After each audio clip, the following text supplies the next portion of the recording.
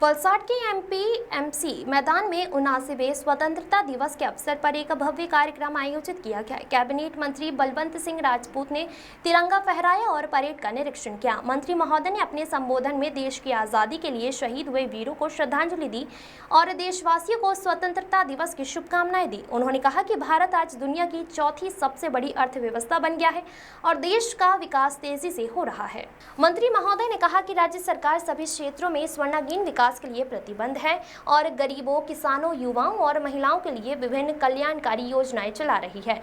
कार्यक्रम में विभिन्न स्कूलों के छात्रों ने देशभक्ति के सांस्कृतिक कार्यक्रम प्रस्तुत किए और सभी को मंत्रमुग्ध कर दिया। मंत्री महोदय ने राष्ट्रपति पुरस्कार प्राप्त करने वाले अंगदाता परिवार के सदस्यों, गुड समरिटन्स, खेलों में उत्कृष्ट प्रदर्शन करने वाले खिलाड़ियों, पुलिस विभाग, ICDS विभाग, नगरपालिका एवं 108 एम्बुलेंस सेवा में प्रशंसनीय कार्य करने वाले 13 प्रतिभाओं को सम्मानित किया गया। कार्यक्रम के अंत में मंत्री महोदय ने वृक्षारोपण भी किया। इस अवसर पर जिला पंचायत अध्यक्ष, विधायकगण, जिला कलेक्टर, जिला पुलिस अधीक्षक और अन्य गणमान्य व्यक्ति उपस्थित थे। पुलिस बैंड द्वारा राष्ट्रगान प्रस्तुत कर इस स्वतंत्रता पर्व की समाप्ति की गई। द वॉइस न्यूज के लिए वलसाड से ओलिवर ठक्कर की रिपोर्ट। आ जिल्लानी भूमि परथी भारतनी आजादीमां योगदान आपनार तमाम स्वतंत्र सेनानीओने याद करी सत नमन करूं छूं। महात्मा गांधी, सरदार वल्लभभाई पटेल, लोकमान्य तिलक, डॉक्टर बाबा साहेब आंबेडकर, वीर सावरकरजी, भगत सिंह जी, चंद्रशेखर आजाद, राजगुरु सुखदेव અને અનેક રાષ્ટ્રભક્તો પોતાના જીવનના આઝાદીની લડાઈ માટે ખર્ચી નાખી છે। ત્યારે આ મહામૂલ્ય આઝાદી આપણને સૌને પ્રાપ્ત થઈ છે, તેનું જતન અને સંરક્ષણ કરવું સૌ નાગરિકો અને દેશવાસીઓની ફરજ છે। આ ભૂમિની પોતાની તાકાત છે અને ક્યારે પણ કોઈની કાયમી આધ્યાત્મિક સ્વીકાર્યું નથી। લાખો લોકો આઝાદીના સંગ્રામમાં જોડાયા। ભારતની પ્રજાના ઉત્થાન અને જરૂરતને ભાવિ પેઢીના વિકાસમાં ક્રાંતિકારી અને ઐતિહાસિક નિર્ણય લેવાની શરૂઆત 2014 થી થઈ। ભારતના વિકાસ અને ગાથામાં 2014 પછી ભારતનો એક નવો અધ્યાય ઉમેરાયો। આદરણીય પ્રધાનમંત્રી નરેન્દ્રભાઈ મોદી સાહેબની આગેવાની હેઠળ 2014 થી केंद्र सरकार देश में सामाजिक, आर्थिक, माળખાકીય, नीतिगत सुधाराओ અને नया भारतना निर्माण में नवी शुरुआत करी। विश्वनी चौथी અને સૌથી ઝડપી વિકાસથી સૌથી મોટી અર્થવ્યવસ્થા બની છે।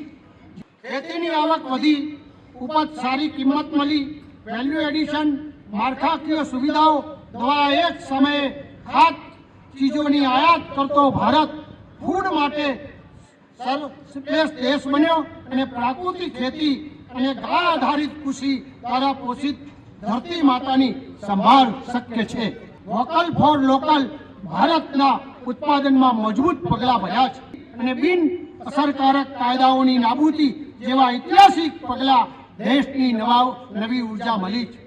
रक्षा क्षेत्રમાં उत्पादन बजेट વધારવાથી અને દેશની વિરોધી તાકાતનો સામે સેના એક્શન લેવાની મંજૂરીના કારણે આંતરિક અને બાહ્ય સુરક્ષા મજબૂત બની અને ઓપરેશન સિંદૂરની સફળતા વિશ્વ સમક્ષ એક પુરાવો છે। આદરણીય પ્રધાનમંત્રી શ્રી નરેન્દ્રભાઈ મોદી સાહેબ શરૂ કરેલી વિકાસ યાત્રા આપણા મુખ્યમંત્રી ભૂપેન્દ્રભાઈ પટેલ સાહેબની આગેવાની હેઠળ મક્કમ ગતિથી આગળ વધે છે।